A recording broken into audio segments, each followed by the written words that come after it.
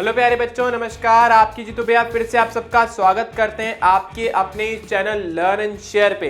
हम बात कर रहे हैं क्लास 11th फिजिक्स के बारे में। चैप्टर चल रहा है चैप्टर नंबर 9 और ये उसका थर्ड पार्ट है। इससे पहले दो पार्ट में हमने चैप्टर के बारे में काफी सारी चीजें खत्म कर ली है। आप सबको पता है चैप्टर बहुत छोटा है, तो 3 से 4 लेसन में खत्म हो जाएगा। इसके बाद एक और लेसन और उसके बाद ये चैप्टर हमारा समाप्त हो जाएगा। ठीक है, बहुत छोटा सा और बहुत स्कोरिंग चैप्टर है। तो लास्ट क्लास में अपन ने क्या बात करी थी, मैं आपको थोड़ा सा रिकॉल करा देता हूँ। लास्ट क्लास में बेसिकली अपन ने हुक्स के लॉ से स्टार्ट करा था, जिसमें अपन ने बोला था कि जो प्रतिबल होता है वो विकृति के सीधे समानुपाती होता है। फिर वहां से हमारे पास एक प्रत्यास्था गुणांक निकल के आया था, जिसको फिर अपन ने 3 पार्ट में डिवाइड करा था। यंग का प्रत्यास्था गुणांक, आयतन प्रत्यास्था गुणांक और हमारा एक अपरूपण प्रत्यास्था गुणांक। उसके अलावा हमने स्ट्रेस स्ट्रेन कर्व, जिसको अपन प्रतिबल विकृति वक्र भी बोलते हैं, वो भी अपन ने पढ़ा था। और अलग अलग मटेरियल को आइडेंटिफाई करने की कोशिश करी थी कि किस तरीके से उस वक्र का उपयोग करके आप अलग अलग मटेरियल को आइडेंटिफाई कर सकते हो कि कौन ब्रिटल है, ठीक है, कौन भंगुर प्रकृति का है, कोई तन्य है, ठीक है, कितना टेंसाइल है। ये सब अपन ने वहां पे पढ़े थे। ठीक है, आज बिल्कुल एक नया टॉपिक हमारे पास सामने आने वाला है। देखते हैं आज के हमारे टॉपिक क्या है। तो आज की ये सारे हमारे गोल है। सबसे पहले अपने को पावसो अनुपात पढ़ना है। वैसे इसका एग्जैक्ट प्रोनाउंसिएशन कई लोग इसको पॉइजन रेशियो बोलते हैं, कई लोग इसको पाइजन रेशियो बोलते हैं। वैसे एग्जैक्ट प्रोनाउंसिएशन पाइजन रेशियो होता है, लेकिन एनसीईआरटी ने हिंदी में ट्रांसलेशन इसका पावसो अनुपात ही लिख रखा है, तो हम उसको पावसो अनुपात ही बोलेंगे। वैसे इसको अपन पाइजन रेशियो बोलते हैं। इसके बाद अपन पढ़ने वाले हैं प्रत्यास्थ स्थितिज ऊर्जा। ठीक है, ये भी काफी इंपॉर्टेंट टॉपिक है। ये भी 3 मार्क्स में आपको एग्जाम में मिल जाएगा। ठीक है, 2 से 3 मार्क्स के अंदर ये क्वेश्चन आपको एग्जाम में मिलेगा, तो ये भी काफी इंपॉर्टेंट है। इसके बाद सरल की विधि से प्रत्यास्था गुणांक। मैंने आप लोगों को लास्ट क्लास में बोला था यंग का प्रत्यास्था गुणांक निकालने के लिए हमारी बुक में एक मेथड लिखा हुआ है, जिसको अपन सरल की विधि बोलते हैं। सरल साइंटिस्ट का नाम है, उसने कुछ एपरेटस डिजाइन करे थे, ठीक है ना। उसी को आपस में मिला जुला के अपन कैसे यंग का प्रत्यास्था गुणांक निकालते हैं वो अपन इसके अंदर पढ़ेंगे। बट ज्यादा डिटेल में नहीं जाएंगे, क्योंकि एग्जाम के पॉइंट ऑफ व्यू से इतना इंपॉर्टेंट नहीं है। इसके बाद सबसे इंपॉर्टेंट चीज इस चैप्टर की वो है कि इस चैप्टर को पढ़ ही क्यों रहे हैं भाई। ठीक है, क्या मिलने वाला है, कहाँ यूज करेंगे अपन, कौन सी इंजीनियरिंग डिजाइन में यूज करने वाले हैं, इसका वो सब पढ़ेंगे प्रत्यास्था के उपयोग में। तो सबसे इंटरेस्टिंग पार्ट इस चैप्टर का मेरे को भी जो लगता है वो यही है, प्रत्यास्था के यूजेस का, कहाँ कहाँ पे उसका अपन उपयोग करते हैं। ठीक है, चलिए तो अपना लेसन स्टार्ट करते हैं। सबसे पहले टॉपिक से वो है पावसो अनुपात। पावसो अनुपात पढ़ने से पहले, जिसको अपन पाइजन रेशियो भी बोलते हैं, उसको समझने से पहले अपन 2 चीजें यहाँ पे समझने वाले हैं। एक को अपन बोलते हैं अनुदैर्ध्य विकृति, ठीक है, और एक हमारी है पार्श्विक विकृति। ठीक है, अब ये होता क्या है, जैसे मान लो भाई आपके पास एक तार है। अब आपने जब तार को खींचा तो खींचने से 2 चीजें हुई। पहला तो उसकी लंबाई बढ़ गई, और दूसरा उसका अनुप्रस्थ काट क्षेत्रफल कम हो गया। भाई तुमने जब तार को खींचा तो मान लिया चलो कि लंबाई बढ़ रही है, लेकिन साथ के साथ उसका अनुप्रस्थ काट क्षेत्रफल भी तो कम हो रहा है। तो यहाँ पे 2 चीजें हुई, उसका अनुप्रस्थ काट क्षेत्रफल भी परिवर्तित हो गया और उसकी लंबाई भी परिवर्तित हो गई। ठीक है, अब इन दोनों में जो विकृति आई है, यानी लंबाई में जो विकृति आई है, अनुप्रस्थ काट क्षेत्रफल में जो विकृति आई है, इन्हीं का हमने नाम दे दिया अनुदैर्ध्य विकृति और पार्श्विक विकृति। ठीक है, तो देखो सबसे पहले पार्श्विक विकृति। पार्श्विक का मतलब होता है बेटा जब हम किसी चीज को इस तरीके से काटते हैं, सेक्शन वाइज कट करते हैं। ठीक है, तो यहां पे हमारे जो उसके व्यास में या उसके अनुप्रस्थ काट क्षेत्रफल में जो कमी आती है, ठीक है, अगर उसको उसके वास्तविक क्षेत्रफल से डिवाइड कर दिया जाए तो जो हमें मिलेगा उसको हम बोलते हैं पार्श्विक विकृति। तो देखिए क्या लिखा है, त्रिज्या में परिवर्तन और उसकी जो स्टार्टिंग वाली जो त्रिज्या थी, प्रारंभिक त्रिज्या थी, उसके अनुपात को अपन क्या बोलेंगे, उसको हम बोलेंगे पार्श्विक विकृति। तो मान लीजिए जो त्रिज्या में परिवर्तन है वो डेल आर है, प्रारंभिक त्रिज्या आर है, तो हमारे पास पार्श्विक विकृति कितनी आ जाएगी, डेल आर बटा आर। लेकिन ये जो डेल आर होता है क्या होता है, नेगेटिव होता है। क्यों होता है नेगेटिव, क्योंकि जब आप तार को खींचोगे तो तार पतली हो जाएगी। तो जब अंतिम माइनस कैसे करते हैं, अंतिम माइनस प्रारंभिक, मतलब आप क्या लिखोगे यहाँ पे R2 माइनस R1। अब ऑब्वियस सी बात है जो R2 है वो छोटा है, क्योंकि त्रिज्या तो कम हो गई और पहले त्रिज्या ज्यादा थी, जैसे अपन आयतन में करते थे। तो इसीलिए जब अपन पार्श्विक विकृति निकालते हैं तो ये कैसा होता है, नेगेटिव होता है। क्यों होता है, क्योंकि जो त्रिज्या है वो क्या हो रही है, कम हो रही है। तो ये एक्चुअली त्रिज्याओं का अनुपात है, त्रिज्या में विकृति अपॉन प्रारंभिक त्रिज्या, उसको अपन क्या बोलते हैं, पार्श्विक विकृति। इसी तरीके से एक और होता है जिसको अपन बोलते हैं अनुदैर्ध्य विकृति। तो नाम से समझ आ रहा है लॉन्गिट्यूडनल, मतलब हम किसी चीज को इस तरीके से लंबाई में काटते हैं तब होता है ना अनुदैर्ध्य। तो यहाँ पे भी सेम चीज है कि उसकी लंबाई में कितना परिवर्तन आया। तो इसका जो फॉर्मूला है सिंपल डेल एल बटा एल, जो अपन ने विकृति में भी पढ़ा था, अनुदैर्ध्य विकृति में, तो वही यहाँ पे भी हमने लिखा है डेल एल बटा एल। अब ये पॉजिटिव होगा, क्यों? क्योंकि तार की लंबाई बढ़ रही है, तो हम इसको ऐसा लिख सकते हैं L2 माइनस L1 बटा L। ठीक है, तो ये हमारा अनुदैर्ध्य विकृति। तो जो पॉइसन रेशियो होता है ये क्या होता है? आपकी ये पार्श्विक विकृति और अनुदैर्ध्य विकृति का अनुपात, इसी को अपन बोलते हैं क्या? Poisson ratio. ठीक है, पावसो अनुपात। देखो बच्चों, तो ये हमारी एक वायर है, आपको साफ साफ दिख रहा है कि पहले वायर की लंबाई कितनी थी? L थी, और अनुप्रस्थ काट क्षेत्रफल कितना था? R था। अब आपने तार को खींचा, खींचने से उसकी कितनी लंबाई बढ़ गई? हम यहाँ पे लेके चल रहे हैं डेल L, तो अपन लेंगे डेल L, उसकी लंबाई बढ़ गई। तो हम ऐसा बोल देते हैं कि ये जो लंबाई बढ़ी है, भाई पहले तो इतनी थी, तो ये जो लंबाई में थोड़ा सा चेंज आया इसको अपन ने क्या बोल दिया? Del L। पहले जो इसकी त्रिज्या थी वो कितनी थी? R थी। अभी जो इसकी त्रिज्या है वो चेंज होकर कितनी चेंज हो गई? Del R। ठीक है, पहले कितनी थी? R थी, अभी जितना चेंज आया उसको अपन ने क्या बोल दिया? Del R। डेल R का मतलब फाइनल माइनस इनिशियल। ठीक है, मतलब अंतिम में से प्रारंभिक को अपन माइनस कर रहे हैं। तो अगर मैं इन दोनों का रेशियो लिखूं, किस किस का? एक आपकी पार्श्विक विकृति और एक आपकी अनुदैर्ध्य विकृति, तो इन्हीं के अनुपात को अपन बोल रहे हैं पॉइसन रेशियो। पॉइसन रेशियो को भी सिग्मा से ही रिप्रेजेंट करते हैं जैसे प्रतिबल को करते थे। ठीक है, तो यहाँ पे पार्श्विक विकृति हमारे पास क्या है? डेल आर बटा आर नेगेटिव में, अपॉन जो आपकी अनुदैर्ध्य विकृति है यानी डेल एल बटा एल। ठीक है, जब इसको सॉल्व करोगे आएगा डेल आर, ये एल गुणा हो गया, upon del L into R. तो ये जो आपको मिला इसी को अपन बोलते हैं क्या? पॉइसन रेशियो या फिर पावसो अनुपात। ठीक है, पॉइसन ही इसका एग्जैक्ट प्रोनाउंसिएशन, ये भी साइंटिस्ट का नाम है, मैथमेटिक्स में भी यूज होता है। ठीक है, जो आप प्रोबेबिलिटी पढ़ते हो ना, प्रायिकता, उसमें भी इन्होंने काम किया। ठीक है, तो ये मैथमेटिशियन भी थे और फिजिसिस्ट भी थे, दोनों ही थे। ठीक है, तो ये इनका सिंपल सा रेशियो है, कुछ भी नहीं यार। जो आपके त्रिज्या में जो चेंज आया उस विकृति को आप ऊपर रखो, जो लंबाई में चेंज आया उस विकृति को आप नीचे रखो, दोनों को डिवाइड कर दो, जो मिलेगा उसको अपन क्या बोलते हैं? Poisson ratio. ठीक है, तो आई होप सबको क्लियर हो गया होगा। इसकी वैल्यू नेगेटिव क्यों होती है? क्योंकि त्रिज्या में कमी आई है। अब इससे रिलेटेड कुछ की पॉइंट्स हैं, कुछ इंपॉर्टेंट बातें हैं जो एनसीईआरटी भी हमें बताती हैं, तो हम पढ़ लेते हैं। पहली तो मैंने आपको बता दिया कि आपकी कौन कौन सी विकृति, एक तो आपकी पार्श्विक विकृति और एक आपकी अनुदैर्ध्य विकृति, इनके अनुपात को क्या बोलते हैं? पावसो अनुपात या पॉइसन रेशियो, पहली चीज। दूसरी चीज, इसकी वैल्यू नेगेटिव होती है। क्यों होती है इसकी वैल्यू नेगेटिव? अच्छा देखो फॉर्मूला हमने लिखा है, हाँ जी, तो इसकी वैल्यू नेगेटिव क्यों है? क्योंकि वायर खींचने से त्रिज्या क्या हो जाती है? कम हो जाती है। ठीक है, मैं आपको फॉर्मूला पहले ही बता चुका हूं। इसको अपन ने क्या लिखा था? माइनस का डेल आर बटा आर, इसको हमने लिखा डेल एल बटा एल। ठीक है, तो इसको हमने लिख दिया माइनस का del R into L upon del L into R, simple. हाँ, एक चीज और, क्योंकि ऊपर भी अनुपात है नीचे भी अनुपात है, तो इसका मतलब ये ना तो इसका कोई मात्रक होगा ना तो कोई विमा होगी, बस एक नंबर है। ठीक है ना, ये नंबर एक जो हमें बताता है कि मटेरियल कितना स्ट्रेच हो सकता है इजीली। ठीक है, जितना ज्यादा स्ट्रेच हो सकता है मटेरियल, जितना ज्यादा खिंच सकता है, उसका पॉइसन रेशियो या पॉइसन अनुपात उतना ही ज्यादा होगा। तो जरूरत क्यों है कि भाई कोई मटेरियल कितना इजीली स्ट्रेच हो सकता है, कितना इजीली खिंच सकता है। ठीक है, तो इसका भी कोई ना तो मात्रक होगा ना तो कोई विमा होगी, बस एक नंबर है। तो देखिए लिखा है, जैसे मैंने आपको बताया, पावसो अनुपात या पॉइसन रेशियो जो होता है वो मात्रकहीन और विमाहीन होता है क्योंकि एक अनुपात है। इसकी जो वैल्यू है वो -1 से लेकर के 0.5 तक हो सकती है। जनरली इसकी वैल्यू जो है वो 0.3 से 0.4 के बीच में लाया करती है। वैसे इसकी वैल्यू -3 से 0.5 के बीच में होती है, पर जनरली मैक्सिमम जितने भी मटेरियल्स होते हैं यानी जो मेटल्स होते हैं जिससे अपन वायर वगैरह बनाते हैं, उनकी वैल्यू 0.3 से 0.4 के बीच में होती है। अब हमारी एनसीईआरटी ने कुछ चीजों का पॉइसन अनुपात हमें दे रखा है, जिसमें स्टील जो है, क्योंकि स्टील का वाइडली यूज होता है जिसको अपन इस्पात भी बोलते हैं, उसकी वैल्यू 0.28 से 0.3 के आसपास होती है। इसके अलावा एल्यूमिनियम के जो अलॉयज होते हैं, उसकी जो मिश्र धातुएं होती हैं, उनका अनुपात 0.33 होता है। तो आपको साफ साफ दिख रहा है 0.3 से 0.4 के बीच में अधिकतम धातुओं और मिश्र धातुओं का पॉइसन अनुपात होता है।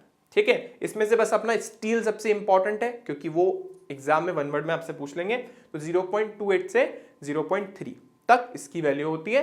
वैसे वैल्यू -1 से 0.5 के बीच में होती है। होता क्या है, पार्श्विक विकृति और अनुदैर्ध्य विकृति का अनुपात। पार्श्विक विकृति जो हमारी त्रिज्या में परिवर्तन आया, अनुदैर्ध्य विकृति जो लंबाई में परिवर्तन आया। ठीक है, बस इसके रेशो को बोल दिया अपन ने। इसके बाद आगे चलते हैं, काफी इंपॉर्टेंट चीज जो कि हमारे पास प्रत्यास्थ स्थितिज ऊर्जा, इलेक्ट्रिक पोटेंशियल एनर्जी। अब ये है क्या, समझे। जब आप किसी चीज को खींचने की कोशिश कर रहे हो तो आपको बल लगाना पड़ रहा है। क्यों लगाना पड़ रहा है भाई? क्यों? क्योंकि उसके अणु नहीं चाहते ना कि उसकी लंबाई में परिवर्तन हो। भाई प्रत्यास्थता क्यों हुई? जब हमने पहला मॉडल पढ़ा था, एक मॉडल पढ़ा था ना अपन ने स्प्रिंग का और बॉल का, जो अपन ने अनुपात पढ़ा था मॉडल, उसमें अपन ने क्या बोला था कि जब मान लो कि भाई वो दो बॉलें हैं, वो दो अणुओं को रिप्रेजेंट कर रही है, इंगित कर रही है, और जो स्प्रिंग है वो उनके बीच की लंबाई है। ठीक है, अब जब आप उस सिस्टम को दबाते हो या उस सिस्टम को खींचते हो तो दोनों केसेस में वो जो बॉल्स है ना वो ट्राई करेगी, वो जो स्प्रिंग है ना वो ट्राई करेगी कि अपनी प्रारंभिक अवस्था में आ जाए। तो जब आपने बल लगाया खींचते टाइम या दबाया तो आपने किसके अगेंस्ट काम किया? उस स्प्रिंग के अगेंस्ट। वो स्प्रिंग नहीं चाहती थी कि उसकी लंबाई में चेंज हो, तुमने जबरदस्ती करी ना, उसके साथ तुमने जबरदस्ती उसको दबाया, तो वहां पे जो तुमने काम किया है वही उसके अंदर ऊर्जा के रूप में संचित हो जाएगा। क्योंकि हम वस्तु की स्थिति को परिवर्तित कर रहे हैं, इसलिए कौन सी ऊर्जा? स्थितिज ऊर्जा। आई होप सबको इतनी बात क्लियर हो गई होगी। चलिए देख लेते एक बार क्या लिखा है हमने यहाँ पे। जब किसी तार की लंबाई में वृद्धि की जाती है तब किया गया कार्य प्रत्यास्थ स्थितिज ऊर्जा के रूप में संचित हो जाता है। यह कार्य तार के परमाणुओं के मध्य कार्य करने वाले आकर्षण बल के विरुद्ध करना पड़ता है। जैसे मैंने आपको बताया, दो मॉलिक्यूल्स स्प्रिंग लगी हुई है, आपने जब उसको दबाया या खींचा तो उनके बीच में जो अट्रैक्शन फोर्स लग रहा था उसकी अगेंस्ट तुमने कुछ काम किया है, और वही काम इसके अंदर एनर्जी की फॉर्म में स्टोर हो गया। कौन सी? स्थितिज ऊर्जा। ठीक है, पोटेंशियल एनर्जी। अब इसके लिए एक छोटा सा डेरिवेशन अपन करने वाले, 4-5 स्टेप में खत्म हो जाएगा। ये डेरिवेशन वैसे ही जैसे अपन ने स्प्रिंग की स्थितिज ऊर्जा निकाली थी, बिल्कुल वैसे डेरिवेशन है। ठीक है, तो देखते हैं क्या करेंगे अपन। यहाँ पे हम मान लेते हैं कि भाई हमारे पास ये वायर है जिसकी लंबाई कितनी है स्टार्टिंग में? L, और अनुप्रस्थ काट क्षेत्रफल कितना है हमारे पास? A। तो L लंबाई और A अनुप्रस्थ काट क्षेत्रफल वाला हमारे पास एक तार है। अब क्या करा तुमने? उस तार पे बल लगाया। क्यों लगाया? ताकि तुम उसकी लंबाई को बढ़ा सको। तो तुमने F बल इसके ऊपर लगाया। अब F बल लगाने के बाद आप कोशिश करोगे कि उसकी लंबाई में कितना परिवर्तन आ जाए? डेल L, जो हम स्टार्टिंग से मानते आ रहे हैं। अच्छा, NCERT ने परिवर्तन को स्मॉल l से और वास्तविक लंबाई को बड़े वाले l से बताया, जबकि हमने यहां पर परिवर्तन को डेल L से और वास्तविक लंबाई को l से बताया। तो कंफ्यूज ना हो बिल्कुल भी। ठीक है, तो हम चाहते हैं कि इसकी लंबाई में कितना परिवर्तन आ जाए? इसकी लंबाई डेल L बढ़ जाए, हम ये चाहते हैं। ये हमारी कोशिश है कि भाई इसकी लंबाई जो है पहले कितनी थी? L थी, तो कितना परिवर्तन आ जाना चाहिए उसमें? डेल L का परिवर्तन आ जाना चाहिए, ये हम चाहते हैं। ठीक है, तो क्योंकि हम डेरिवेशन कर रहे हैं तो किसी भी एक इंटरमीडिएट स्टेप के बारे में बात कर लेते हैं कि भाई मान लेते हैं कि किसी समय, किसी क्षण आपने तार को कितना खींच दिया? आपने तार को x लंबाई तक खींच दिया है। मतलब इसके अंदर कितना चेंज आ गया है? x चेंज आ गया है, x खींच चुकी है वायर। ठीक है, और आप इसको डेल x और खींचना चाहते हो। इसकी कितनी लंबाई बढ़ गई है? x बढ़ गई है, और आप इसको कितना खींचना चाहते हो? आप इसको डेल x से और खींचना चाहते हो। ठीक है, अब यहां पे हम जो कार्य का फॉर्मूला यूज करेंगे वो कौन सा यूज करेंगे?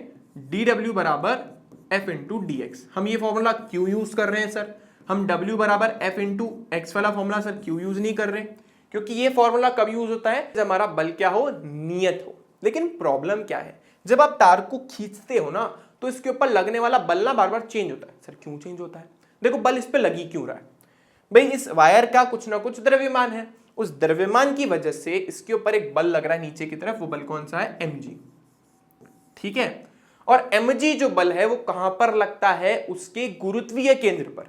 मान लो ये l लंबाई की वायर है आपकी, तो इसका गुरुत्वीय केंद्र कहां पे होगा? एग्जैक्टली l/2 डिस्टेंस पे। ऊपर से भी l/2 और नीचे से भी l/2, यानी इस पे जो बल लग रहा है वो l/2 जो दूरी है नीचे से उस पे लग रहा है। अब प्रॉब्लम क्या है कि जैसे इसके ऊपर बल लगना स्टार्ट होता है इसकी लंबाई चेंज होती है। अगर इसकी लंबाई चेंज हो रही है तो इसका गुरुत्व केंद्र फिक्स नहीं रहेगा। मान लो 2 सेंटीमीटर लंबी वायर थी, तो उसका गुरुत्वीय केंद्र 1 सेंटीमीटर पे था। अब मान लो उसकी लंबाई में 0.1 सेंटीमीटर की वृद्धि हो गई, तो नई वायर की लंबाई हो गई 2.1। अब आपका जो गुरुत्वीय केंद्र है वो चेंज हो जाएगा, पहले 1 सेंटीमीटर पे था, अब 1.05 सेंटीमीटर पे हो जाएगा। अगली बार और बढ़ेगी, वापस चेंज हो जाएगा। तो मतलब इस पे लगने वाला गुरुत्वीय बल नियत नहीं है, वो बार बार चेंज हो रहा है। जब बल बार बार चेंज होता है तो हमें फिर इसका यूज करना पड़ता है, समाकलन भवाकलन करना पड़ता है, ऐसा कुछ अपन करते हैं, ऐसा हम पढ़ कर आए हैं। जब परिवर्ती बल हो तो integration F D x upon करते ही, अपन ने पढ़ा है, ठीक है। इसलिए अपन यहाँ पे इस कॉन्सेप्ट को समझने की कोशिश कर रहे हैं कि हम मान के चल रहे हैं कि जो प्रारंभिक लंबाई है वो कितनी है, एल है, और आप उसकी लंबाई को कितना बढ़ाना चाहते हो, डेल एल बढ़ाना चाहते हो। उसकी प्रारंभिक लंबाई एल थी, आप उसको कितना बढ़ाना चाहते हो, आप उसको डेल एल से बढ़ाना चाहते हो। तो मैंने मान लिया कि भाई किसी भी बीच की पोजीशन पे इसकी एक्स लंबाई बढ़ गई थी और मुझे कितनी और लंबाई बढ़ानी है, डी एक्स। तो मुझे कितना काम करना पड़ेगा, जो मुझे काम करना पड़ेगा वो कितना होगा, एफ इंटू डी एक्स। इतना काम मुझे करना पड़ेगा। अब ये जो बल है ये कहां से आएगा, हमने पढ़ा था यंग का प्रत्यास्थता गुणांक। क्या पढ़ा था भाई, यंग का प्रत्यास्थता गुणांक, वो हमने पढ़ा था, क्योंकि प्रत्यास्थता गुणांक है तो प्रतिबल बट्टा विकृति। अब देखो मुझे कुछ नहीं आता, इतना पता बस प्रतिबल बट्टा विकृति होता है। प्रतिबल कितना होता है, एफ बट्टा ए, और विकृति कितना होता है, जो लंबाई में परिवर्तन आया अपॉन प्रारंभिक लंबाई। इस पोजीशन पे लंबाई कितनी चेंज हुई है, एक्स, और इसकी प्रारंभिक लंबाई कितनी थी, एल। तो हमारे पास y की वैल्यू कितनी आ गई, एफ एल बटा एक्स इंटू ए। मुझे चाहिए क्या, मुझे इस पर लगने वाला बल चाहिए। तो देखो भाई बल कितना है हमारे पास, यहां से y एक्स ए बटा एल, ये हमारे पास बल आ गया। क्या करा मैंने यंग प्रत्यास्थता गुणांक का उपयोग करा। ये क्या मेरा यंग प्रत्यास्थता गुणांक, ठीक है, किसके इक्वल होता है, वो किसके इक्वल होता है, वो होता है हमारे पास प्रतिबल बटा विकृति। प्रतिबल एफ बटा ए, विकृति जितना लंबाई में चेंज है अपॉन प्रारंभिक लंबाई। हमारे अकॉर्डिंग कितनी लंबाई बढ़ चुकी है ऑलरेडी, एक्स, ठीक है, और प्रारंभिक लंबाई कितनी थी, एल, ये लगाया। यहां से हमने y बराबर एफ एल बट्टा एक्स इंटू ए निकाला। चाहिए क्या था, बल, तो f निकालना है, एक्स ए चला गया गुणा में, l चला गया डिवाइड में, ये हमारे पास आ गया बल का मान, ठीक है। हमने कितनी लंबाई बढ़ानी है, dx। हमने कोशिश तो ये करी कि भाई dx लंबाई बढ़ानी है, तो हम बोलेंगे dx लंबाई बढ़ाने में किया गया कार्य,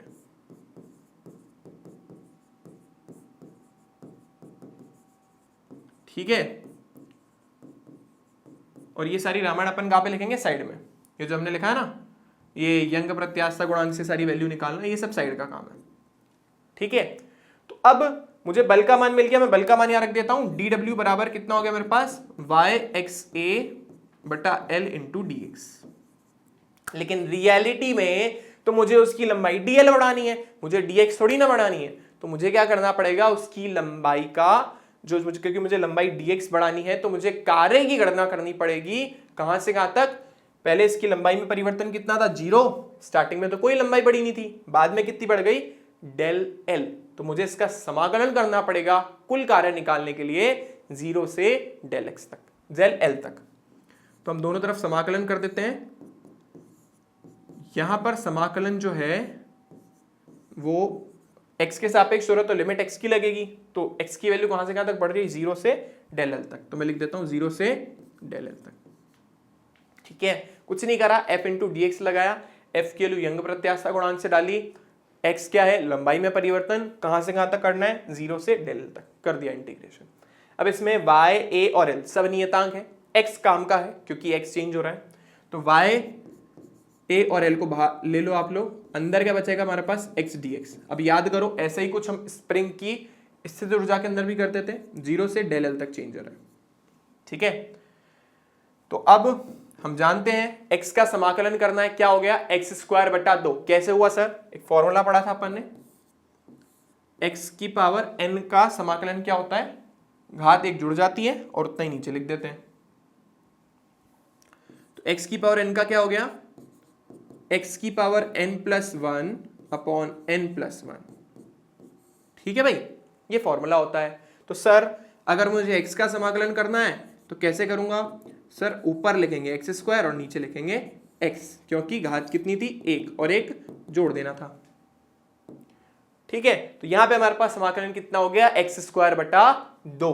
नेक्स्ट पेज पे चलते हैं, देखो वाई ए और अपॉन एल, यही है ना भाई, हाँ वाई ए अपॉन एल तो कांस्टेंट है, एक्स का करा तो क्या हो गया, एक्स स्क्वायर बटा 2। कहां तक लगाएंगे अपन सीमा, 0 से लेके डेल एल तक। ए वापस कांस्टेंट बाहर फेंक दो, तो ये वाई ए अपॉन 2l तो बाहर आ गया, एक्स स्क्वायर का करा कहां से कहां तक, 0 से डेल एल तक। तो देखो Y A upon 2l multiply, सबसे पहले उच्च सीमा तो डेल एल का वर्ग माइनस 0 का वर्ग।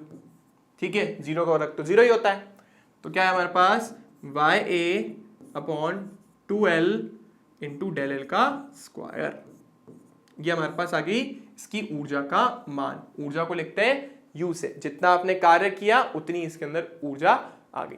ठीक है, आई होप इतनी बात सबको क्लियर हो गई होगी। अब ये फॉर्मूला ना याद करने में बड़ी परेशानी आएगी, क्योंकि हमें समझ नहीं आ रहा कि कैसे याद करें। तो देखो बहुत आसान है, अब जरा थोड़ा सा फोकस करेंगे तो हमें समझ आ जाएगा कि इस फॉर्मूले को याद कैसे रखना है। देखो ये जो डेल एल है ना, डेल एल बटा एल तो होती है विकृति, लेकिन परेशानी ये है कि यहाँ पे तो डेल एल का स्क्वायर आ रहा है और नीचे एल आ रहा है, तो हम एक काम करते हैं, ऊपर नीचे एल से गुणा भाग कर देते हैं। तो लिख देते हैं अपन, इससे देखो क्या होगा, एल से गुणा भाग करने पर, तो एल से गुणा भाग करने पर हमें u की वैल्यू कितनी मिली, वाई ए अपॉन 2, एल से नीचे भी गुणा करा तो नीचे हो गया एल स्क्वायर, एल से ऊपर भी गुणा करा है भाई, इतनी बात क्लियर। अब जरा ढंग से देखो ये क्या बन रहा है, डेल एल बटा एल, इसको क्या लिखोगे आप, वाई ए अपॉन 2 तो as it is, L as it is, और ये देखो क्या बन गया, डेल एल अपॉन एल का होल स्क्वायर। और डेल एल अपॉन एल क्या होता है, विकृति होती है, यानी हम इसे विकृति का वर्ग लिख सकते हैं। हम इसे क्या लिख सकते हैं, विकृति का वर्ग लिख सकते हैं। यानी फॉर्मूला आ गया हमारे पास वाई ए एल अपॉन 2 और ये हो गया हमारे पास विकृति का वर्ग। ठीक है, ये तो आया एक फॉर्मूला, लेकिन अभी भी सर याद नहीं होगा सर, बहुत मुश्किल फॉर्मूला है।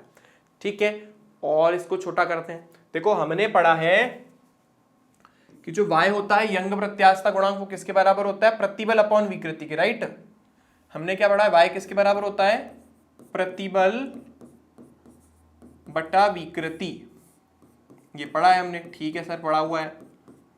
तो ऐसा करते हैं, इस y का मान रख देते हैं। तो देखो u बराबर हमारे पास हो गया y का मान अपन रख रहे हैं तो y लिख देते हैं अपन। अच्छा, al और 2 का कुछ नहीं हो पाएगा, तो al और 2 का एज इट इज पटक देते हैं, तो ये al बटा 2 एज इट इज, y का मान हो गया प्रतिबल अपॉन विकृति, और ऊपर आ रहा है सर विकृति का वर्ग, ऊपर क्या आ रहा है, विकृति का वर्ग, और नीचे आ रही है विकृति, तो विकृति के वर्ग से एक विकृति कैंसिल कर दो सर, एक से एक मार दो, तो ये खत्म, इसको इसने मार दिया, इससे कट गया। ठीक है, क्या फॉर्मूला बना भाई, अब थोड़ा इजी दिख रहा है, u बराबर, अच्छा देखो a इंटू एल, इसका अनुप्रस्थ काट क्षेत्रफल a है, लंबाई l है, आयतन बना, भाई एक सिलेंडर के बारे में बात कर रहे हैं, एक बेलन के बारे में, क्योंकि इसका अनुप्रस्थ काट क्षेत्रफल a था तार का और लंबाई l थी, तो al क्या बन गया, v को क्या बोल रहे हैं अपन यहाँ पे, आयतन। ठीक है, तो u बराबर हमारे पास आ गया आयतन बटा 2 गुणा प्रतिबल इंटू विकृति। सर ये फॉर्मूला तो याद हो जाएगा, है ना, आसान हो गया फॉर्मूला बहुत। अच्छा, एग्जाम में आए तो वहां तक छोड़ देना भाई, है ना, ये तो एनसीईआरटी में एक्स्ट्रा किया हुआ इसलिए मैं आपको बता रहा हूँ, अदरवाइज एग्जाम में आए तो ये आपका लास्ट खत्म हो गया, इसके बाद कुछ नहीं करना। ठीक है, तो ये हमारे पास फॉर्मूला आपके सामने है। आई होप सबको क्लियर हो गया। ये फॉर्मूला हमने जो निकाला है, आई होप सबको समझ आ गया कैसे निकला। अब यहाँ पे एक चीज और है, ये जो हमने ऊर्जा निकाली है, अगर मैं इस आयतन को नीचे ले जाऊं, अगर मैं इस आयतन को नीचे ले जाऊं तो ये मेरे पास हो जाएगी एकांक आयतन की ऊर्जा। अगर मैं इस आयतन को नीचे ले जाऊं तो फॉर्मूला आ जाएगा एकांक आयतन की ऊर्जा, उसको अपन बोलते हैं ऊर्जा घनत्व। ठीक है, इस आयतन को नीचे ले जाएंगे तो हो जाएगा ऊर्जा घनत्व। देखते हैं उसको। तो देखो U बराबर हमने क्या लिखा, 1/2 गुणा आयतन गुणा प्रतिबल और गुणा विकृति। ठीक है ना, ये हमने फॉर्मूला लिखा। हम क्या बोल रहे हैं, इस आयतन को ले जाओ डिवाइड में, तो ले जाते हैं भाई।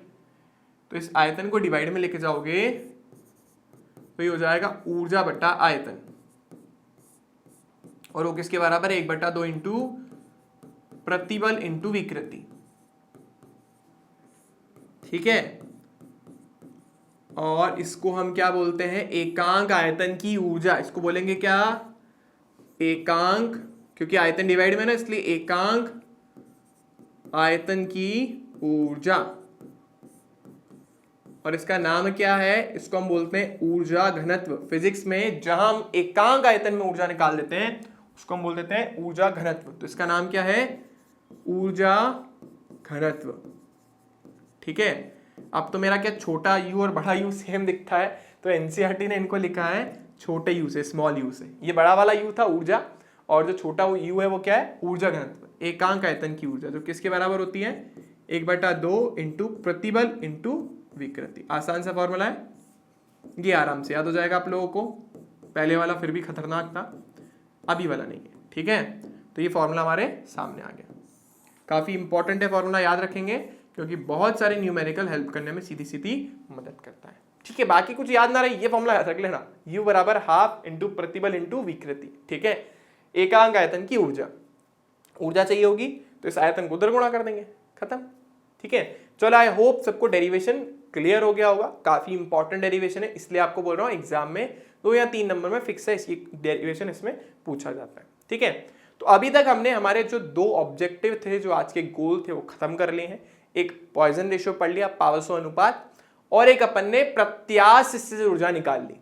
अब मैं चाहता हूं कि मैं यंग के जो प्रत्यास्थता गुणांक है उसकी वैल्यू निकालूं। ठीक है, यंग्स मॉडुलस की वैल्यू निकालूं, और उस यंग्स मॉडुलस की वैल्यू निकालने के लिए सरल नाम के साइंटिस्ट ने एक डिवाइस इजाद करी। उन्होंने एक डिवाइस बनाई, एक उपकरण बनाया, जिसके थ्रू हम क्या कर सकते हैं, किसी भी तार का यंग प्रत्यास्थता गुणांक निकाल। सर निकालने की जरूरत ही क्यों है, सर क्या करेंगे? अरे बहुत सारी जगह। इंजीनियर्स को कैसे पता पड़ेगा कि मुझे स्टील यूज करना है, या मुझे लोहा यूज करना है, या कोई एल्यूमिनियम यूज करना है, दूसरी मटेरियल यूज करनी है ब्रिज बनाने के लिए, मैं यही क्यों यूज करूं? तो हमें ये यंग प्रत्यास्थता गुणांक से पता चलेगा कि बहुत सारी जगह कैलकुलेशन में यूज होता है। तो यंग प्रत्यास्थता गुणांक निकालने के लिए ये ऑपरेटर्स हैं, ये एक्चुअल ऑपरेटर्स हैं, और ये इसका डायग्राम है। इसमें होता क्या है, इसमें 2 फ्रेम्स होते हैं, आपको दिख रहे होंगे नीचे 2 फ्रेम्स हैं, और इन 2 फ्रेम्स को अपन करते हैं लोहे की। ये एक ऊपर अलग बीम होती है और एक नीचे अलग बीम होती है, तो लोहे की इस तरीके से बीम से हम अटैच कर देते हैं। तो ये आपका पहला फ्रेम होता है और ये आपका दूसरा फ्रेम होता है ना, दोनों लोहे के बने हुए होते हैं फ्रेम, और इन फ्रेम्स को आपस में अपन अटैच कर देते हैं।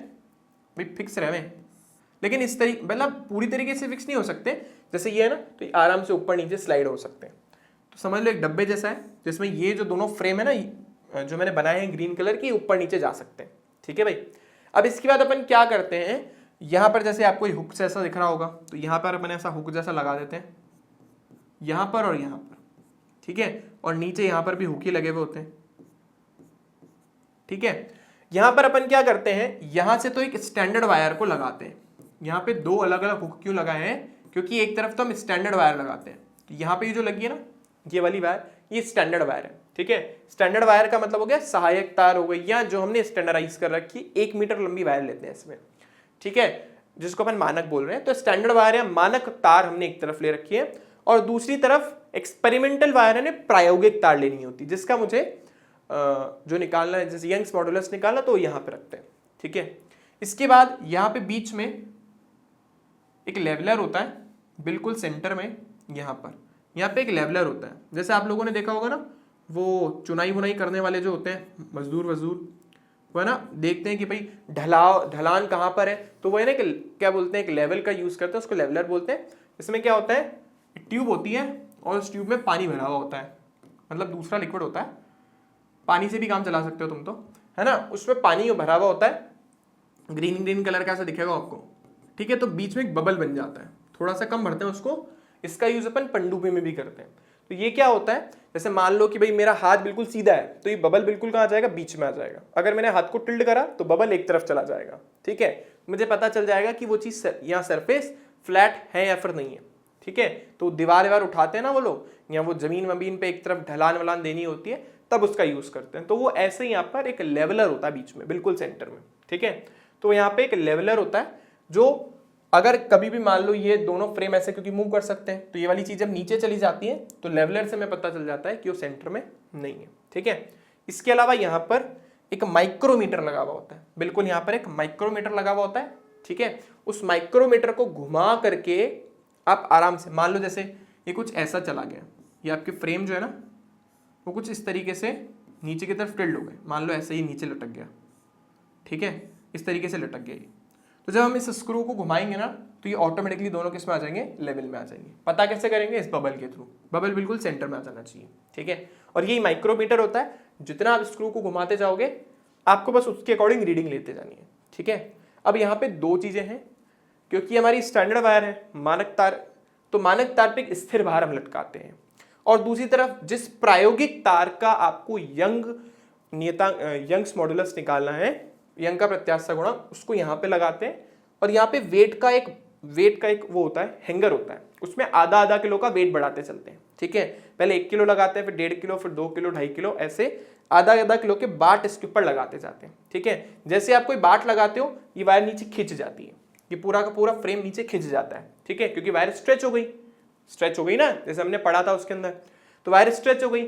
फिर अपन लेवलर के थ्रू वापस क्या करते हैं, इस लेवलर को वापस फिक्स करते हैं। ऐसे अलग अलग अपन रीडिंग लेते हैं। तो यहाँ पे हमें 2 रीडिंग लेनी होती है, पहला जो द्रव्यमान आप लटका रहे हो, और दूसरा जितना आपकी ये माइक्रोमीटर आपको खसकाना पड़ा। ठीक है, माइक्रोमीटर को जितना आपको खसकाना पड़ा ना, खसकाना कितना पड़ा, जितनी तार की लंबाई में जितनी लंबाई वृद्धि हुई उसकी। तो 2 चीजों की रीडिंग लेनी है, कितनी लंबाई वृद्धि हुई है और कितना आपने द्रव्यमान लटकाया। ठीक है, तो देखो इससे क्या कैलकुलेशन करेंगे अपन, यंग के मॉडुलस का फॉर्मूला होता है F/A/del L/L। ठीक है, मुझे y की वैल्यू निकालनी है। अब इसको मैं थोड़ा सा रीअरेंज कर देता हूं, मैं लिखूंगा F/A, ये L ऊपर चला गया और ये del L नीचे चला गया। ठीक है, अब भाई जो हमारी तार है उसको खींच कौन रहा है, यहाँ पे जब तुमने बाट लगाए तो एक्चुअली तो गुरुत्वाकर्षण बल खींच रहा ना, कितने बल से, mg से। यहाँ पे F की जगह अपन क्या रख देते हैं, mg। और क्योंकि तार जो है वो सिलेंड्रिकल शेप की है तो क्षेत्रफल की जगह अपन रख देते हैं πr²।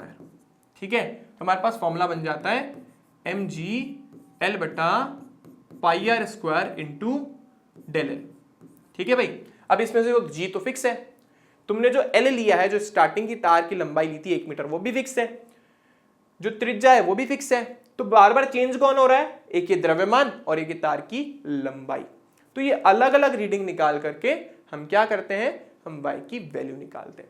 एक चीज हम यहाँ पे और करते हैं, यहाँ पे अपन m और del L इन दोनों के बीच में एक ग्राफ प्लॉट करते हैं। ठीक है, एक वक्र बनाते हैं। तो यहाँ से आपको साफ साफ दिख रहा है, क्योंकि y नियतांक है, g, l, πr² सब नियतांक है, तो मैं ऐसा बोल सकता हूँ कि m जो है वो del L के सीधे समानुपाती है। देखो कैसे पता चला मुझे, देखो ये नियतांक पूरा, ये नियतांक, ये नियतांक, ये नियतांक, ये भी नियतांक। तो जो mg/del L है, m/del L जो है वो किसके इक्वल आ गया, कांस्टेंट के। तो जो m है वो del L के सीधे समानुपाती हो जाता है। तो जब मैं del L और mg के बीच में, m के बीच में ग्राफ बनाता हूँ, mg नहीं m के बीच में, तो मुझे एक स्ट्रेट लाइन मिलती है। ठीक है, ये 11th क्लास का प्रैक्टिकल है, आपके स्कूल वाले कराएंगे तो कर लीजिएगा, बाकी थ्योरी में हम इतना ही लिखते हैं। ठीक है, आई होप सबको समझ आ गया होगा सरल की विधि काम कैसे करती है। गुरुत्वाकर्षण का अपन ने यहाँ पे यूज करा है। ठीक है, गुरुत्वाकर्षण जो उसके ऊपर बल लगाएगा और कैसे अपन रीडिंग लेंगे वो आधा आधा किलो के बाट पड़ा के। ठीक है, तो आई होप सबको समझ आ गया होगा। एग्जाम के पॉइंट ऑफ व्यू से इतना इंपॉर्टेंट नहीं है, सरल की विधि कभी एग्जाम में नहीं पूछ जाती। ठीक है, चलो एक बाकी प्रैक्टिकल के पॉइंट ऑफ व्यू से इंपॉर्टेंट है। अब हमारा सबसे लास्ट और सबसे इंपॉर्टेंट टॉपिक इस चैप्टर का वो है इसकी यूज कहाँ है। सर क्यों पढ़ूं मैं ये चैप्टर, क्या मिल जाएगा मेरे को। ठीक है, कई बच्चे तो सोच रहे होंगे सर एग्जाम में आने वाला, नहीं ऐसा कुछ नहीं है। इंजीनियरिंग्स में यानी सिविल इंजीनियरिंग जब करते हैं तो ब्रिजेस बनाने होते हैं, तो वहां पे इसका खूब अच्छे से यूज करते हैं अपन इस चैप्टर का। ठीक है, तो उनकी तो एक पूरी बुक होती है इसके ऊपर। तो तो देखो सबसे पहला जो सबसे कॉमन एग्जाम्पल है वो है क्रेनों की रस्सियों में इसका यूज करते हैं। सबने देखा होगा कि जो क्रेन की रस्सियां होती है वो किसकी बनी होती है, लोहे की। तो जो रस्सियां होती है आपस में क्या होती है, गुथी हुई होती है। तो ऐसी क्यों होती है, या रस्सी को कितना मोटा बनाना पड़ेगा मेरे को ताकि मैं वेट उठा सकूं, ये सब चीजें किस में यूज होती है, हमारे किसका यूज करके करते हैं अपन, प्रत्यास्था का। ठीक है, तो देखो हमारे पास एनसीईआरटी ने भी यही लिखा है कि भारी भारों को उठाने के लिए एक जगह से दूसरी जगह ले जाने के लिए हम बड़ी बड़ी क्रेनों का यूज करते हैं। ठीक है, और उस क्रेनों के अंदर धातु की एक मोटी रस्सी यूज होती है। ठीक है, जिसको अपन वेट से लटका देते हैं। तो आपको पता है ये इस तरीके का कुछ क्रेन होता है, यहाँ पे घिरनी लगी हुई होती है, ये रस्सी से अटैच होती है और नीचे इसको अपन वेट से अटैच कर देते हैं। ठीक है, ऐसा कुछ सिस्टम होता है। ठीक है, तो ये जो रस्सी अपन ने यूज करी है ना भाई, घिरनी का तो काम अपन ने पहले वाले चैप्टर में पढ़ लिया है, रस्सी कितनी मोटी बनाऊं वो मुझे इस चैप्टर में देखना है। ठीक है, आपका भार है जो mg नीचे की तरफ लग रहा है। ठीक है, तो इन्होंने क्या बोला कि रस्से को मोटरों और घिरनियों की मदद से जोड़ते हैं, अपन जानते हैं। तो एनसीईआरटी वालों ने एक एग्जाम्पल के थ्रू आपको समझाने की कोशिश करी है कि आप तार की मोटाई निकालोगे कैसे। तो उन्होंने एक एग्जाम्पल दिया, उन्होंने बोला कि मान लो कि हमको एक ऐसी क्रेन बनानी है जो 1 मीट्रिक टन मतलब वेट को उठा सके। 1 मीट्रिक टन का मतलब हो गया 1000 किलो। ठीक है, तो मुझे 1000 किलो की कोई चीज उठानी है, तो उठाने के लिए मेरे को कितना मोटा वायर यूज करना पड़ेगा वो अपने को उसने पूछा है। तो देखो बच्चों, एक सिंपल सा कॉन्सेप्ट है, हम चाहते हैं कि हमारी वायर जो है ना उसमें कोई परमानेंट डिफॉर्मेशन ना हो। मतलब ये जो भार है ये इतना होना चाहिए ताकि ये जो अपन ने रस्सी लगा रखी है मेटल की, ठीक है, या स्टील की, वो खींचे नहीं। मतलब आपका जो सिग्मा का मान है, यानी हम बोल सकते हैं जो प्रतिबल का मान है, सिग्मा मतलब हमारा जो प्रतिबल है वो जो है इसके जो हमने प्रत्यास्था सीमा पढ़ी थी ना उससे ज्यादा नहीं होना चाहिए। मतलब हम जो प्रतिबल लगा रहे हैं, जो इसके ऊपर प्रतिबल लग रहा है वो इसकी प्रत्यास्था सीमा से ज्यादा नहीं होना चाहिए। तो ये जो प्रतिबल है ये छोटा होना चाहिए, किससे, प्रत्यास्था सीमा से। तो प्रतिबल जो है वो प्रत्यास्था सीमा से छोटा होना चाहिए, क्योंकि प्रत्यास्था सीमा से आगे जाते ही उसमें परमानेंटली डिफॉर्मेशन हो जाएगा। ठीक है, हमने पढ़ा था ना स्ट्रेस स्ट्रेन कर्व के अंदर, प्रतिबल विकृति वक्र के अंदर, कि उसके बाद प्लास्टिक नेचर शुरू हो जाता है, परमानेंटली डिफॉर्म हो जाती है। तो हमारे प्रतिबल का मान यानी इस पे लगने वाला बल जो इसको नीचे खींच रहा है वो प्रत्यास्था सीमा से कम होना चाहिए। अब बल होता क्या है, प्रतिबल F/A होता है सर, और प्रत्यास्था सीमा को अपन लिख रहे हैं सिग्मा से। इसकी वैल्यू फॉर दी स्टील हमें क्वेश्चन में या बुक में दे रखी है 3 × 10⁸। ठीक है, और हमें चाहिए क्या, हमें चाहिए क्षेत्रफल कितना होना चाहिए। तो देख लो, आप ऐसे लिखोगे, आप F हो गया हमारे पास mg, क्षेत्रफल हो गया πr²।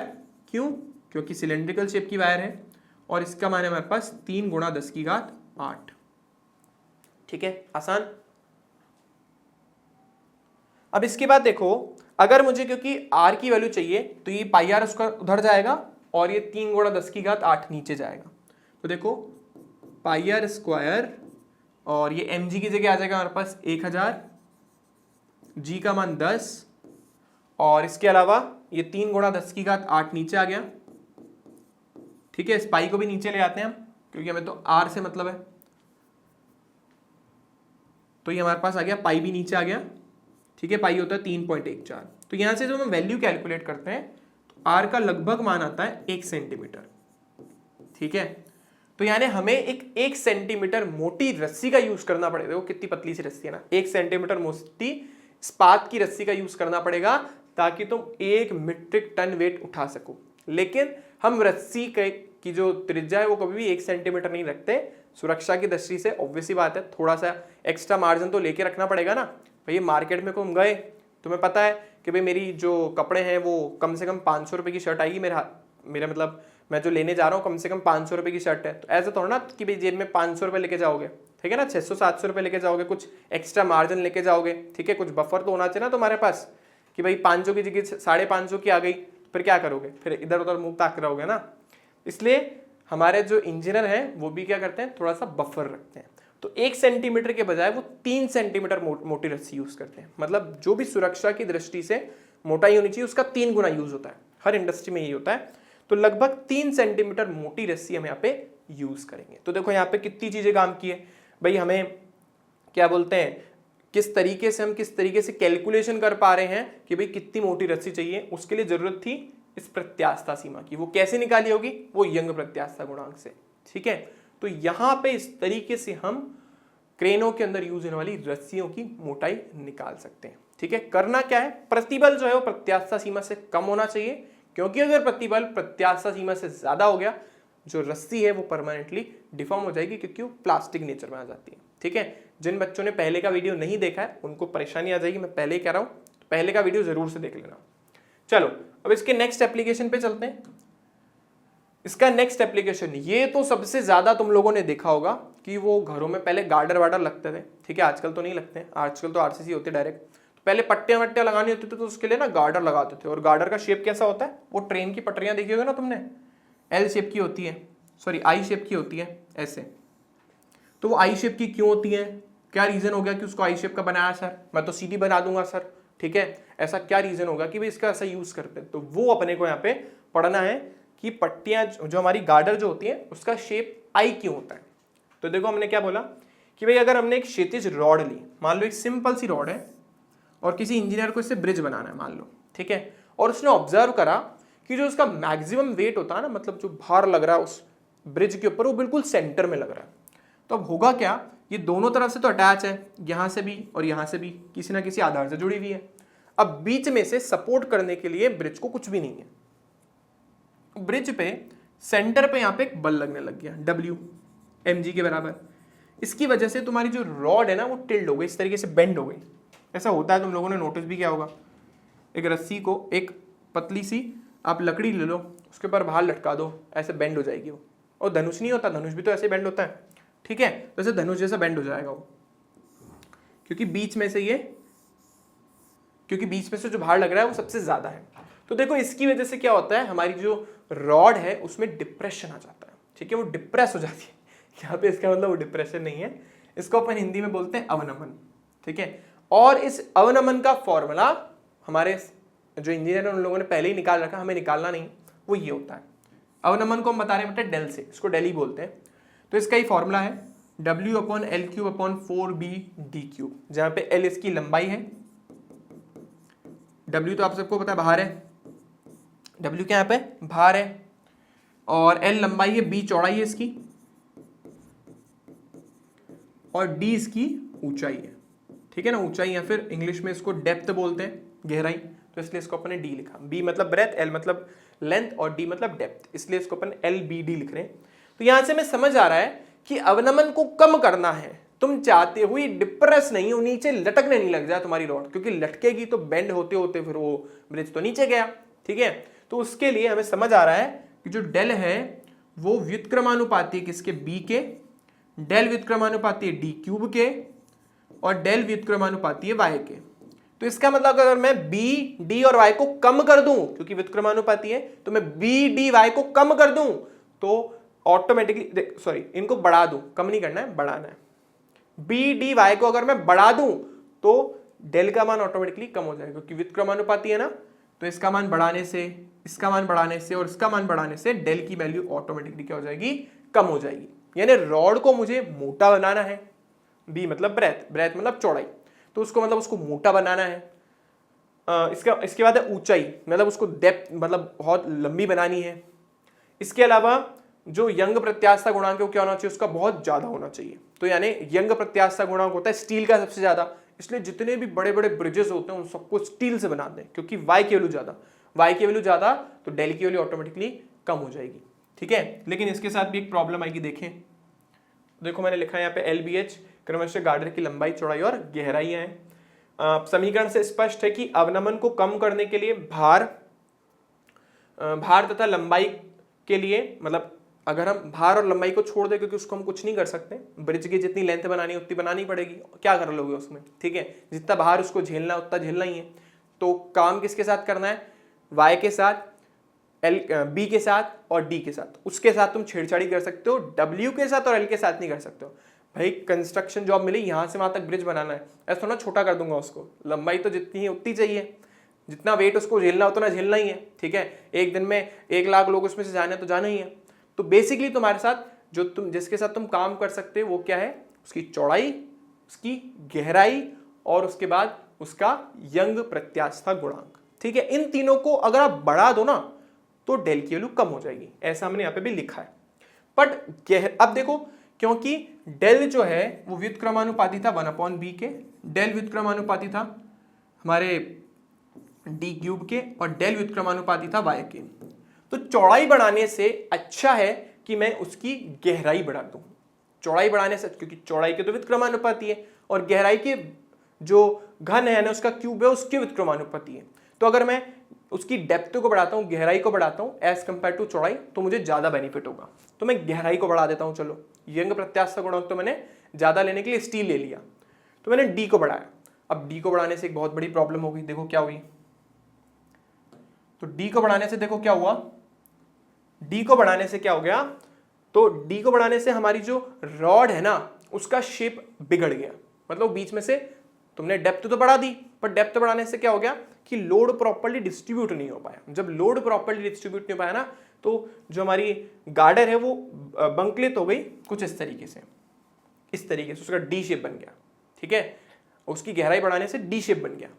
इस प्रॉब्लम को दूर करने के लिए गहराई बढ़ानी थी, लेकिन गहराई बढ़ाने से जो आपकी रॉड है वो बंकलित हो गई, इस तरीके से डी शेप बन गया उसका। ठीक है, कर्व्ड हो गई, वो प्रॉब्लम कर दिया। तो इसके लिए इंजीनियर्स ने क्या करा, उन लोगों ने आई शेप की गार्डर बना दी। आई शेप से बहुत ज्यादा बेनिफिट हो गया। एक तो देखो ये पतली थी बीच में से और कॉर्नर से मोटी है, तो क्या हुआ, जो लोड है वो कॉर्नर पे इजीली डिस्ट्रीब्यूट हो जाता है। ठीक है, इकोनॉमिकल है, सस्ती है क्योंकि कम इस्पात लग रहा है। ठीक है, और इसके साथ साथ हमारी जो प्रॉब्लम थी वो सब की सब प्रॉब्लम्स दूर हो गई इस आई शेप के गार्डर की वजह से। ठीक है, तो देखो लिखा है इस बंकलित को कम करने के लिए गार्डर को आई शेप का बना देते हैं। तो गहराई बढ़ाना सॉल्यूशन तो था, लेकिन उससे बंकलित होने लग गई। उस प्रॉब्लम को दूर करने के लिए आई शेप का बना दिया इसको, ताकि बंकलित ना हो इसमें। ठीक है, कोई बंकन ना हो। बंकन का मतलब कई चीज से जैसे उठा हुआ होता है ना, अपन ने पढ़ा था बंकन रोड का, वैसे कुछ। तो ये भी इस तरीके से एक जगह से बेंड हो जाती है। तो आई शेप की गार्डर बनाने से बेनिफिट है। इसी तरीके से आप लोगों ने देखा होगा जितने भी पुराने या भी जो हम वो बनाते हैं, मतलब खंबे वंबे बनाते हैं, उन खंबों को हम सीधा कभी नहीं बनाते, है ना, सीधा कभी नहीं बनाते, उसको ऊपर से, मतलब उसके ऊपर वाले पार्ट से और नीचे वाले पार्ट से उसको थोड़ा सा गहरा बनाते हैं इस तरीके का, है ना। आप लोगों ने देखा होगा कि जितने ब्रिजेस बनते हैं उसमें भी ना शेप कुछ ऐसा होता है। मैं आपको बताता हूँ, जो ब्रिजेस हम बनाते हैं ना रोड वोड के ऊपर, ओवर ब्रिज बने होते हैं, उसमें ऐसा फिश शेप का शेप बना हुआ होता है। आप लोगों ने ये जरूर नोटिस किया होगा। ठीक है, तो ये फिश शेप, इसको बोलते हैं अपन मछली के आकार का पेट जैसा शेप होता है। इसकी एक्चुअली टेस्टिंग की हुई है। वैसे तो इंडिया में कोई भी ऐसी टरबाइन नहीं, क्योंकि क्या होता है जब भी कोई बिल्डिंग बनती है ना, बनते हैं ना, तो उसके अंदर क्या करते हैं, उसकी पहले चेक करते हैं कि भाई जब उसमें से हवा गुजरेगी तो उसके कौन कौन से भाग को प्रभावित करेगी। तो उसके लिए एक विंड टर्नल होता है, ठीक है, जिसमें बहुत बड़ा पंखा लगा हुआ होता है, और उसके बाद उस बिल्डिंग को सामने रखते हैं, धुआं छोड़ते हैं, ठीक है, और देखते हैं कि किस पार्ट से किस किस तरीके से एयर जा रही है, किस किस तरीके से उसके नुकसान को, मतलब नुकसान कर सकती है। ठीक है, तो ये वाला जो शेप है ना, ये वर्ल्ड में सबसे ज्यादा वाइडली यूज होने वाला शेप है, जो सबसे ज्यादा स्टेबल है और सबसे ज्यादा लोड कैपेसिटी, इसकी बेरिंग कैपेसिटी सबसे ज्यादा होती है। इसलिए हर जगह इंडिया में जितने भी आपको ब्रिजेस देखेंगे उसमें सब में ऐसा ही शेप होता है, और इसीलिए पुराने जमाने से भी लोग इसी का यूज करते आ रहे हैं। जितने भी पुराने मंदिर किले विले बने हुए हैं उन सब में ऐसे स्तंभ में जो ऊपर से थोड़े से ऐसे उभरे हुए होते हैं, ठीक है, क्योंकि इनकी बेरिंग कैपेसिटी ज्यादा है। तो हमारे इंजीनियर्स को भी यहाँ से प्रेरणा मिली कि आई शेप का अपने को क्या बनाना चाहिए, गार्डर वगैरह बनाने चाहिए। ठीक है, तो यहाँ पे भी देखो अपन ने प्रत्यास्था का कितना अच्छे से यूज करा है। एक और हमारा एनसीईआरटी ने एग्जाम्पल दिया है, वो है पहाड़, कि भाई पहाड़ का शेप ऐसा ही क्यों है। ठीक है, यहाँ पहाड़ की जो चोटियां हैं वो अधिकतम 10 किलोमीटर हो सकती है, इससे ज्यादा कोई पहाड़ की चोटी नहीं हो सकती। एवरेज सबसे ऊंचा उसकी भी 10 किलोमीटर से कम ही है। तो ऐसा क्यों, जो पहाड़ की ऊंचाई वो 10 किलोमीटर ही क्यों हो सकती है, पहाड़ का शेप ऐसा ट्राइंगल जैसा ही क्यों है, ऐसा क्या हो गया। तो इसके पीछे भी सिंपल सा रीजन है। हम यहाँ पे भी प्रत्यास्था का यूज कर रहे हैं। देखो क्या लिखा है, यहाँ पे हम पर्वत की ऊंचाई का अनुमान लगा रहे हैं। तो किसी पर्वत की ऊंचाई का अनुमान लगाने में पृथ्वी की प्रत्यास्था का गुण सहायक होता है। अगर पृथ्वी की ऊंचाई h है और चट्टानों का जो घनत्व है उसको हम मान लेते हैं रो, इस सिंबल को अपन बोलेंगे रो, ठीक है ना, वो रोने वाला नो नहीं, इसको रो बोलते हैं। इसको क्या बोलते हैं, रो। 10th क्लास में पढ़ा होगा आपने। ठीक है, तो ये इन चट्टानों का घनत्व है हमारे पर्वत की ऊंचाई कितनी है, पर्वत की जो ऊंचाई है वो कितनी है, h है, गुरुत्वाकर्षण बल g है, p यहाँ पे लगने वाला प्रेशर है। प्रेशर मतलब अगर आप यहाँ पे खड़े हो, जैसे हमारे कृष्ण जी ने पर्वत उठाया था तो उनको कितना क्या बोलते हैं वो झेलना पड़ा, कितना प्रेशर उनके ऊपर लगा, P के इक्वल रो जी एच के इक्वल। रो जी एच कहाँ से आया फॉर्मूला, अपन फ्लूइड वाले चैप्टर में निकालेंगे, ठीक है, कि अगर आप पानी में h गहराई पे हो या कोई चीज आपके ऊपर रखी हुई है जिसका घनत्व ज्यादा है तो आप इतना एक्स्ट्रा प्रेशर यानी दाब अनुभव करते हो। और दाब एक्चुअली क्या है, वही फोर्स अपॉन एरिया जो एक्चुअली प्रतिबल ही है, ठीक है। तो ये भी कैलकुलेटेड ही है कि P की जो वैल्यू होती है वो कितनी होती है, 3 × 10⁸ न्यूटन पर मीटर स्क्वायर, और जो रो होता है वो होता है 3 × 10⁻3, ठीक है। ये रो की वैल्यू है किलोग्राम पर मीटर क्यूब। तो यहां से मुझे h की वैल्यू निकालनी, तो देखो h किसके बराबर हो गया, P बटा हमारे पास आ रहा है रो इंटू जी। P का मान 3 × 10⁸, रो का मान 3 × 10⁻3 और g का मान 10। तो ये देखो 3 से 3 कट गया, ये हो गया 4, 4 जब ऊपर जाएगा तो ये कम कर देगा, 10⁻4 ऊपर लेके जाएंगे तो भाई भाई है घट जाएंगे, तो आंसर आया 10⁸ मीटर, 10⁻4 मीटर, सॉरी 8 नहीं 4 है, 8 में से 4 गया तो 4, इसको हम क्या लिख सकते हैं 10,000 मीटर। 10,000 मीटर का मतलब हो गया 10 किलोमीटर, यानी कोई भी पर्वत की जो चोटी है वो 10 किलोमीटर से ज्यादा नहीं हो सकती। हमारा जो एवरेस्ट है उसकी भी जो ऊंचाई है वो 10 किलोमीटर से कम ही है, यानी कोई भी पर्वत ज्यादा से ज्यादा 10 किलोमीटर का हो सकता है, 10 किलोमीटर ऊंचा हो सकता है, इससे ज्यादा नहीं हो सकता, क्योंकि अर्थ की बेयरिंग कैपेसिटी से ज्यादा है ही नहीं, ठीक है। अगर इससे ज्यादा हो गया तो क्या होगा, अंदर की जितनी चट्टान है ना धंसने लग जाएगी और पूरा का पूरा पर्वत ढह जाएगा, ठीक है। इस तरीके से हम इजीली किसी पर्वत की ऊंचाई का भी अनुमान लगा सकते हैं। तो ये सारे एप्लीकेशन हमारे एनसीईआरटी में दे रखे थे, इसके अलावा और भी कई जगह अपन यूज करते हैं। आपने देखा होगा बाइसिकल जो होती हैं उसमें जो रॉड होती है वो खोखली होती है, क्यों, क्योंकि खोखली रॉड की त्रिज्या ज्यादा होती है, जिसकी वजह से उसके ऊपर लगने वाला जो प्रतिबल है वो बढ़ भी जाए ना तो उससे बेंड नहीं होगी, इसलिए जितनी भी रॉड फोर्स लगी होती है वो खोखली होती है, ठीक है।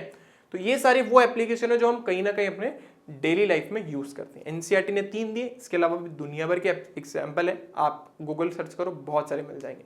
तो इस तरीके से ये चैप्टर जो है हमारी डेली लाइफ में बहुत ज़्यादा मतलब एक तरीके से हेल्प कर रहा है हमारी, और बहुत सारे जितने इंजीनियरिंग डिज़ाइन है उसको बनाने में भी हमारी हेल्प कर रहा है। तो आई गेस सबको चैप्टर समझ आ गया होगा। तो यहाँ पे हमारा ये चैप्टर ओवर होता है, थ्योरी हमने सारी कंप्लीट कर ली है। अब हम नेक्स्ट लेसन में देखेंगे इसके सारे न्यूमेरिकल, ठीक है। जैसा मैंने आपको पहले ही बता दिया चैप्टर छोटा सा था, 4 लेसन में हमारा ये लेसन भी कंप्लीट हो गया। चलिए, अगर आपको वीडियो अच्छा लगता है तो लाइक जरूर करिएगा, शेयर करिएगा, कोई प्रॉब्लम है तो कमेंट बॉक्स में आप मेरा नाम टैग करके कमेंट कर सकते हो। चैनल सब्सक्राइब नहीं करा है तो सब्सक्राइब कीजिएगा। मिलते हैं आप लोगों से नेक्स्ट क्लास में। इस क्लास के लिए thank you, bye bye to all.